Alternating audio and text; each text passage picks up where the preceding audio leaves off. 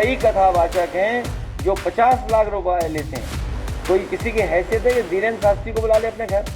अखिलेश यादव ने रविवार को आचार्य धीरेन्द्र शास्त्री पर तंज कसते हुए कथा कार्यक्रम के पैसे लेने का आरोप लगाया है।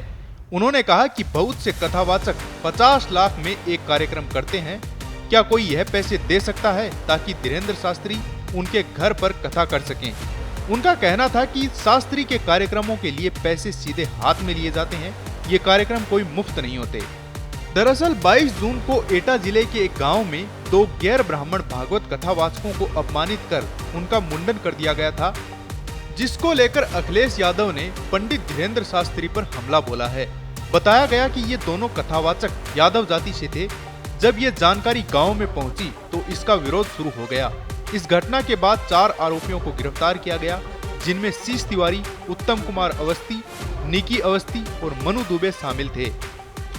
अखिलेश ने इस मामले में एक वीडियो भी शेयर किया, जिसमें आरोपियों को यह कहते हुए दिखाया गया है कि दोनों कथावाचकों को ब्राह्मणों के गांव में आने की सजा दी जा रही थी।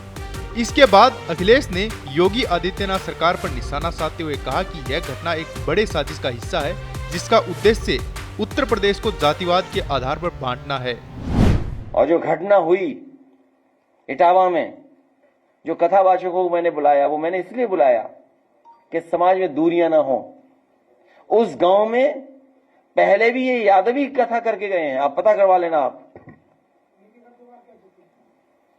उन गांव वालों को सब पता है कि ये यादवी है कथावाचक, क्योंकि जिस परिवार को कथा करानी थी उन पे इतना संसाधन पैसा नहीं था कि लाखों रुपए वाले कथावाचक बुला लें, क्योंकि कई कथावाचक हैं जो 50 लाख रुपए लेते हैं।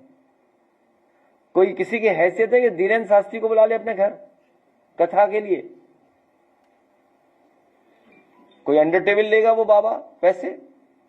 आप पता करवा लीजिए, अंडर टेबल नहीं लेते हैं वो धीरेन्द्र शास्त्री। क्या कथावाचने की पता नहीं कितनी कीमत होगी उनकी, फ्री थोड़े नहीं।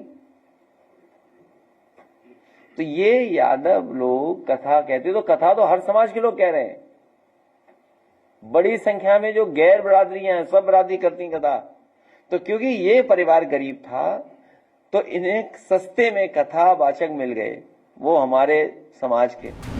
अखिलेश यादव ने यह भी आरोप लगाया कि कुछ बाहरी तत्वों को यूपी में लाकर इस तरह की घटनाओं को बढ़ावा दिया जा रहा है, ताकि समाज में और भी तनाव पैदा किया जा सके। बता दें कि बागेश्वर धाम सरकार पर चर्चाएं तेज हो गई हैं। शास्त्री एक धार्मिक प्रवक्ता के रूप में जाने जाते हैं और उनके कथावाचन की लोकप्रियता बढ़ी है। हालांकि अखिलेश ने यह भी कहा कि उन्हें इस बात का ठीक ठाक पता नहीं है कि शास्त्री कितने पैसे लेते हैं, लेकिन यह मुफ्त नहीं होता। यह पूरा विवाद उत्तर प्रदेश की राजनीतिक और सामाजिक संरचना पर गहरे सवाल उठाता है, जिसमें जातिवाद और धर्म के नाम पर राजनीति भी हो रही है। ताजा अपडेट के लिए जुड़े रहें पत्रिका के साथ। नमस्कार।